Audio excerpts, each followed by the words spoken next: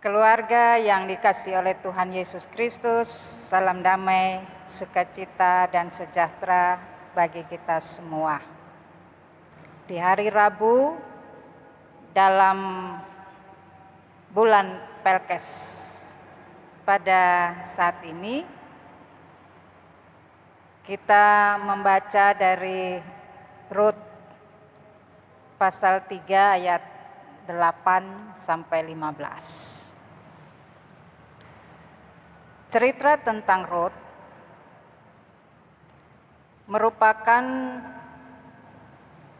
suatu cerita yang sering terjadi dalam kehidupan masyarakat. Dalam arti bahwa di tengah-tengah keberadaan setiap orang pasti membutuhkan kehidupan yang saling menguatkan dan saling menopang satu dengan yang lain. Bahkan juga di dalam kehidupan setiap keluarga secara khusus, tentu saja ada harapan yang selalu menjadi keinginan yang harus diwujudkan. Dan itu dapat dikatakan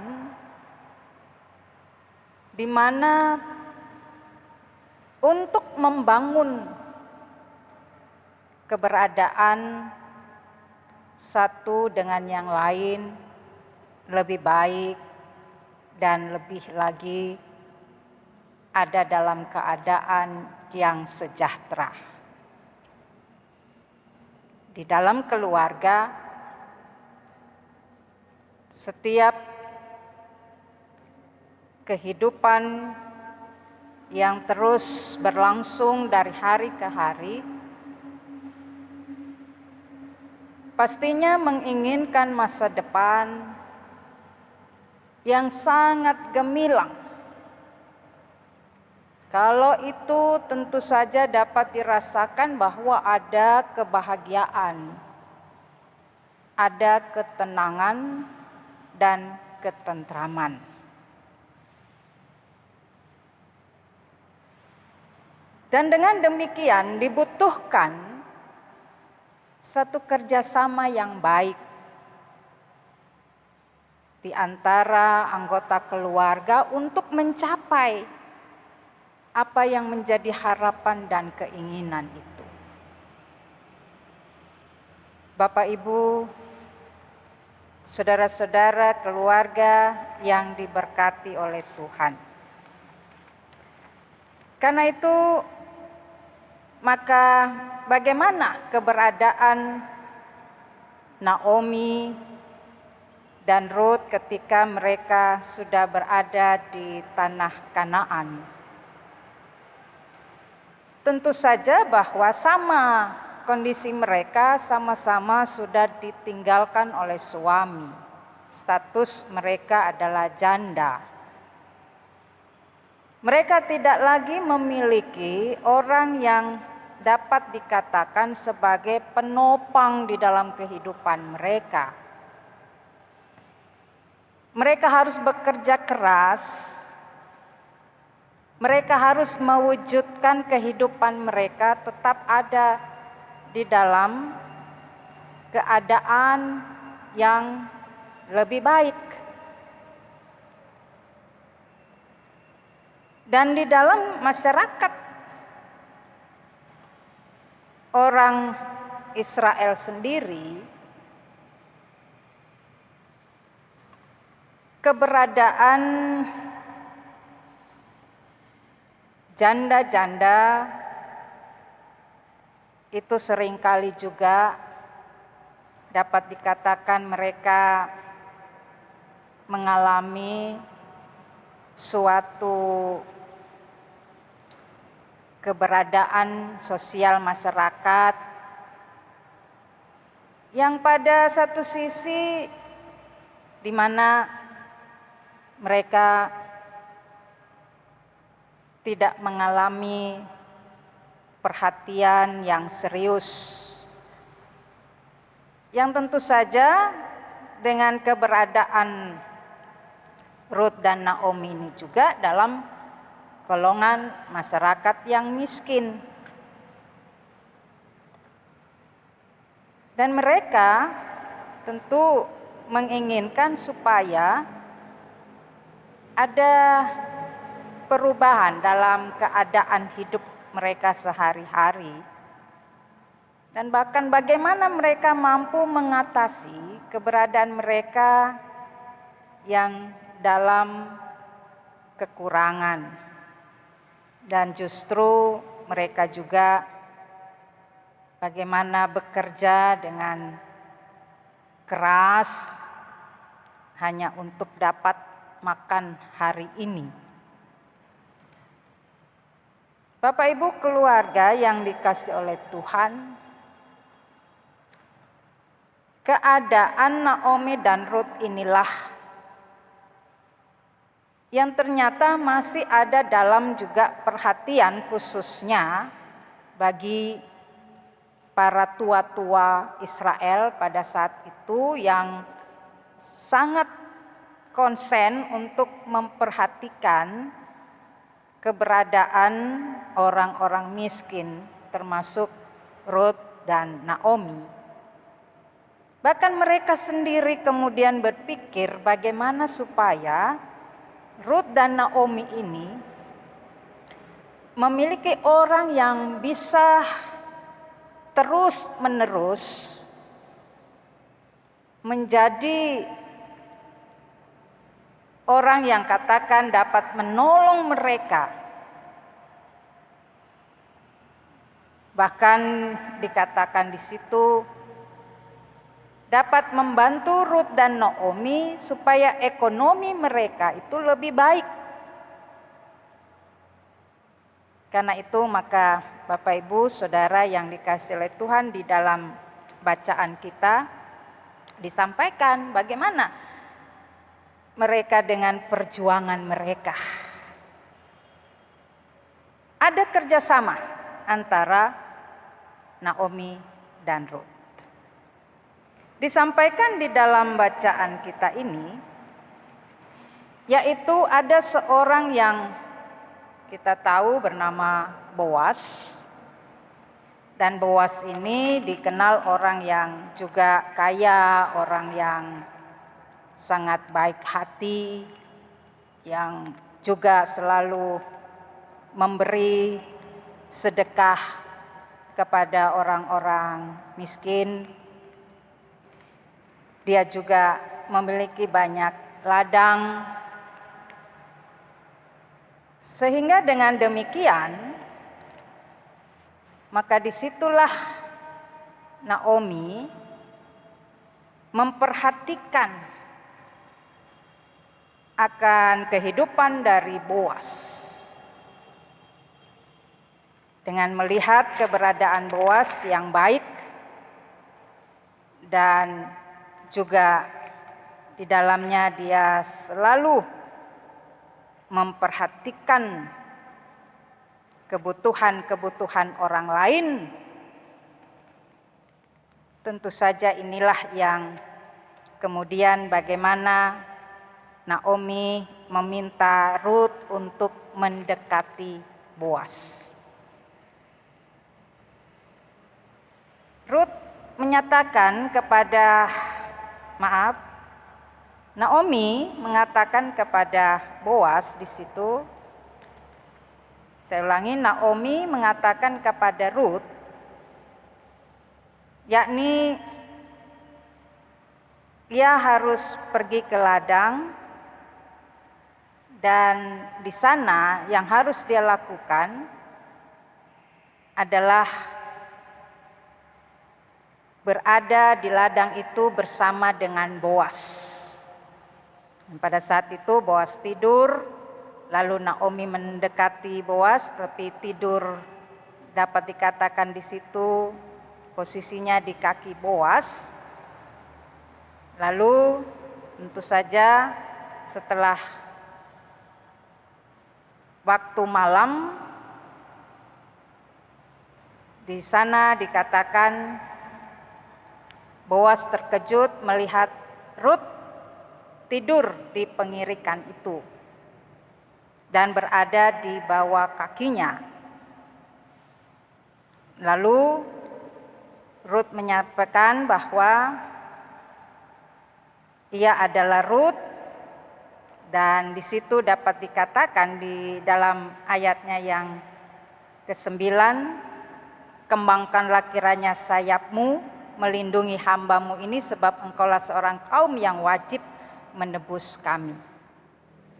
Nah, oleh karena itu maka disampaikan di situ bahwa Boas inilah orang yang sesungguhnya menjadi pelindung dan katakan di situ penebus. Nah, ini dua hal yang menjadi tanggung jawab daripada Boas. Oleh karena itu Rut menyatakan bahwa Tuhan memberkati Boas, maka Boas melakukan dan harus menunjukkan kasihnya itu lebih nyata lagi untuk supaya selalu melakukan tanggung jawabnya lebih baik lagi. Dan Boas juga dikatakan orang yang sangat baik, dia tidak berperilaku sebagaimana mungkin orang kaya yang tentu saja suka mencari-cari wanita-wanita dan melakukan perkawinan di sana sini. Itu yang dikatakan pada ayat 10. Dan dia tidak menggunakan tenaga-tenaga orang miskin dengan mengeksploitasi kehidupan mereka karena kemiskinan, atau dia hanya mengejar kekayaan dengan mungkin mencari pasangan-pasangan hidup yang kaya dan lebih kaya lagi. Boas bukan orang seperti itu. Oleh karena itu maka apa yang disampaikan oleh Rut bahwa Boas orang yang mau untuk melindunginya dan menebus dia, artinya di sini kalau menebus adalah memberikan pertolongan, bahkan juga bagaimana dia harus memberikan kehidupannya bagi orang lain, terutama tentu saja bagi Rut secara pribadi. Lalu Boas di situ menyampaikan apa yang sesungguhnya harus dia lakukan di dalam kehidupannya. Bapak Ibu Saudara, oleh sebab itu maka ketika Rut kembali dan menemui Naomi, tentu saja Rut menyampaikan apa yang sudah dia lakukan di hadapan Boas. Dia sudah melakukan apa yang diperintahkan Naomi, apa yang harus dia lakukan kepada Boas. Oleh karena itu, tentu saja Naomi tahu keberadaan Rut. Oleh karena itu dia katakan janganlah takut, karena di sana dikatakan Rut tetap dalam pandangan sebagai seorang perempuan baik-baik. Artinya dia tidak juga melakukan sesuatu untuk dapat dikatakan perbuatan yang tidak bercela atau mencari kesempatan dengan cara yang tidak baik hanya untuk memperoleh perhatian daripada Boas atau kasih sayang daripada Boas. Sebab Naomi tahu Boas adalah orang yang wajib untuk menjadi penebus terhadap kehidupan Naomi dan Ruth. Bapak Ibu Saudara yang dikasihi oleh Tuhan Yesus Kristus, oleh karena itu maka disitulah disampaikan bagi kita pada ayat 13 sampai dengan ayatnya yang ke-15 bahwa setelah malam dan tiba besok paginya, Ruth yakin bahwa apa yang dia lakukan adalah suatu perlakuan atau perbuatan yang mengikuti kehendak mertuanya. Dan dia tahu tentu saja mertuanya atau Naomi tidak akan menjerumuskan dia dalam perbuatan-perbuatan yang tidak baik. Oleh karena itu dia mengikuti apa yang diinginkan oleh Naomi. Karena Naomi menginginkan bahwa Ruth harus memiliki seorang suami yang mampu bertanggung jawab dan melindungi dia, bahkan dikatakan bisa untuk memberikan kehidupan yang sejahtera bagi Ruth, dan itu tentu saja akan dialami oleh Naomi. Bapak Ibu Saudara yang dikasihi oleh Tuhan, sebab itu maka apa yang kemudian terjadi di dalam kehidupan Ruth dan Naomi, bahwa mereka tetap melangsungkan keberadaan mereka bekerja, dan mereka juga selalu hidup dengan saling mendukung, saling membantu, saling menolong satu dengan yang lain. Bapak Ibu Saudara yang dikasihi Tuhan, karena itu di sini disampaikan kepada kita juga, ya, dibawa untuk kita memahami di mana sesungguhnya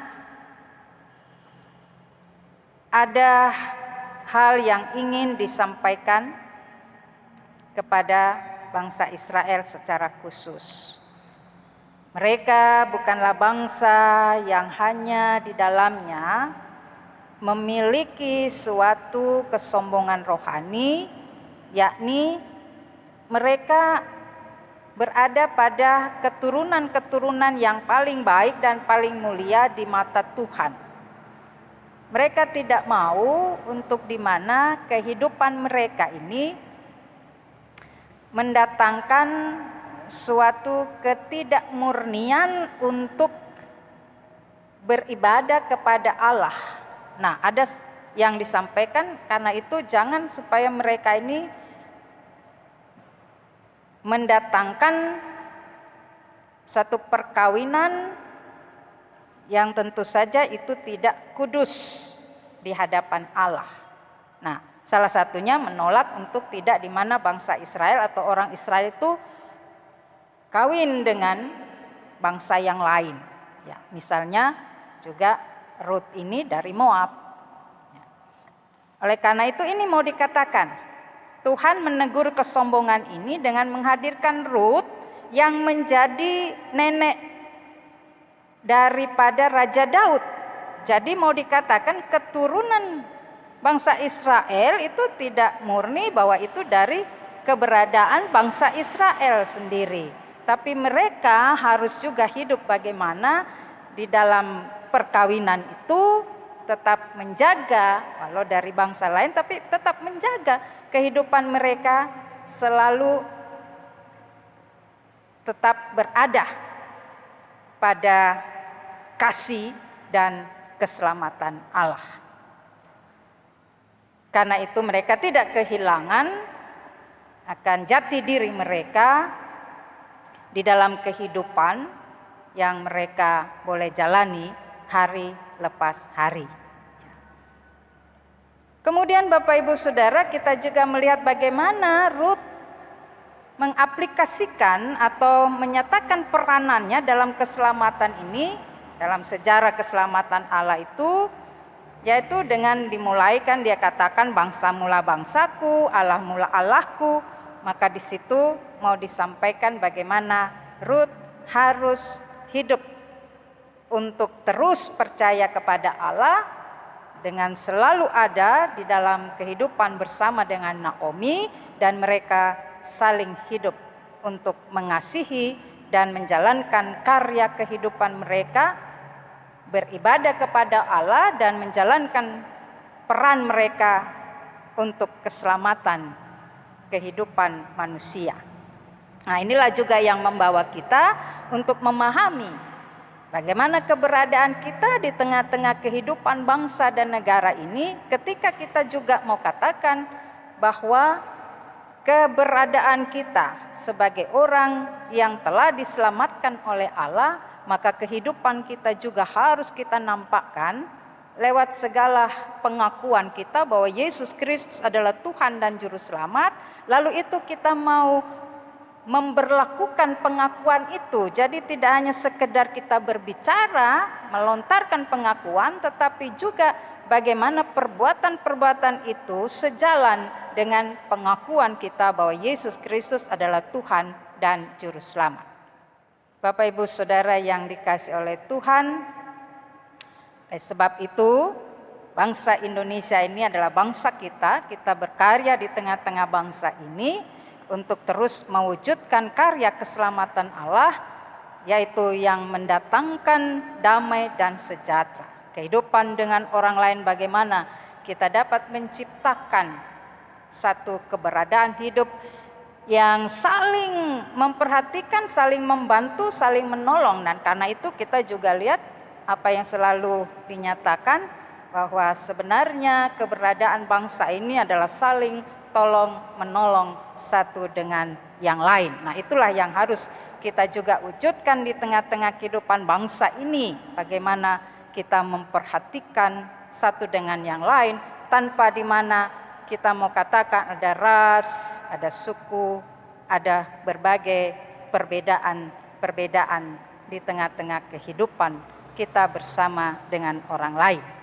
Bapak Ibu Saudara yang dikasihi oleh Tuhan Yesus Kristus, oleh sebab itu juga bahwa di tengah-tengah keberadaan kita ada banyak orang yang juga senantiasa boleh memperlihatkan kehidupan mereka untuk bagaimana bersama dengan keberadaan kita selaku gereja dan umat Tuhan untuk melakukan karya-karya kita, peran-peran kita dalam rangka untuk saling menolong dan menyelamatkan orang lain dari segala keadaannya. Apalagi saat ini di tengah-tengah kehidupan kita yang terus bergulir dengan keberadaan dalam kondisi dan keadaan pandemi COVID-19 ini. Tuhan akan tetap menolong dan menguatkan kita, dan tentu saja dalam bulan Pelkes ini kita tetap menghayati keberadaan kita sebagai gereja dan umat Tuhan untuk menjadi orang-orang yang diberkati, dan kita juga mengambil peran-peran kehidupan kita dalam karya keselamatan Allah bagi semua orang, bahkan alam semesta ini. Tuhan memberkati kita. Amin.